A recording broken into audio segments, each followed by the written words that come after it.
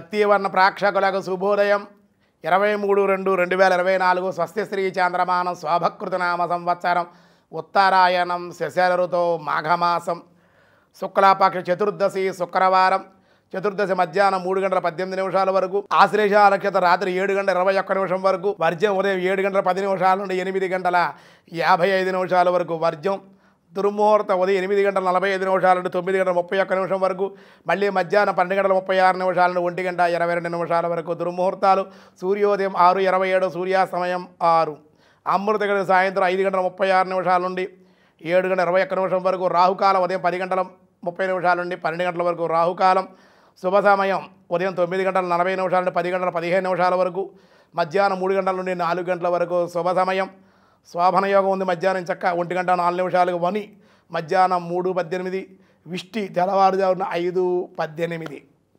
అలాగే ఈరోజు చతుర్దశి శుక్రవారం అమ్మవారిని విశేషంగా ఆరాధిస్తే చాలా మంచిది. రాత్రిగల పౌర్ణం కూడా మాఘ పౌర్ణమి అన్నారే, రాత్రిగల పౌర్ణం కూడా ఈరోజే చతుర్దశి మధ్యాహ్నం 3 వరకు రాత్రిగల పౌర్ణం కూడా ఈరోజే ఉందన్నమాట. కాబట్టి మకా నక్షత్రం రావాలనుకోండి రేపే ఎక్కువ పౌర్ణం చేయాలి. ఆశ్లేష నక్షత్రం ఉంది రాత్రి వరకును. రాత్రి 7:21కి ఆశ్లేష వెళ్ళిపోయిన మక వస్తుంది కాబట్టి రాత్రిగల పౌర్ణం ఈరోజు చేసుకోవడం కూడా మంచిది. ఈరోజు రేపు కూడా పౌర్ణం ఉందన్నమాట.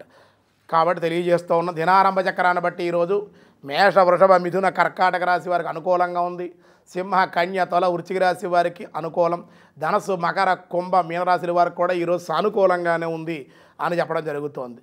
ఈరోజు భగవద్గీత కృష్ణ పరమాత్మ 17వ అధ్యాయంలో ఏం చెబుతున్నారంటే పార్థాయ ప్రతిబోధితాం భగవతాం నారాయణేన స్వయం వ్యాసేనాగ్రదిత పురాణమునినా మధ్యే మహాభారతం అద్వైతామృతవర్షిణీం భగవతీం అష్టాదశాధ్యాయినీం అంబా త్వామనుసందరామి భగవద్గీతే భవద్వేషిణీ అశాస్త్రవిహితాం ఘోరం తస్యంతే యో తపోజనః దంభహంకార సంయుక్తః కామరాగబలాన్వితః.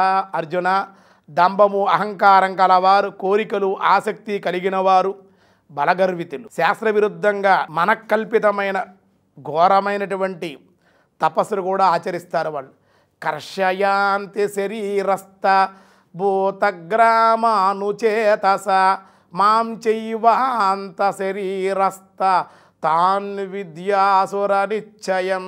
శరీరాలయందు జీవులను మరియు అంతర్యామిగా అనగా పరమాత్ముడిని నన్ను కూడా వాళ్ళు కృషింప చేస్తూ బాధ పెడుతూ ఉంటారు. లోపల అజ్ఞానులైన ఆసురీ స్వభావం కలవారు అలా ఉంటారని తెలుసుకోవయ్యా నువ్వు అని చెప్తూ ఉన్నా. ఆహారస్యాపి సర్వస్య త్రివిధో భవతి ప్రియః యజ్ఞస్తపాధానం తేషాం వేదమిమం శృణం.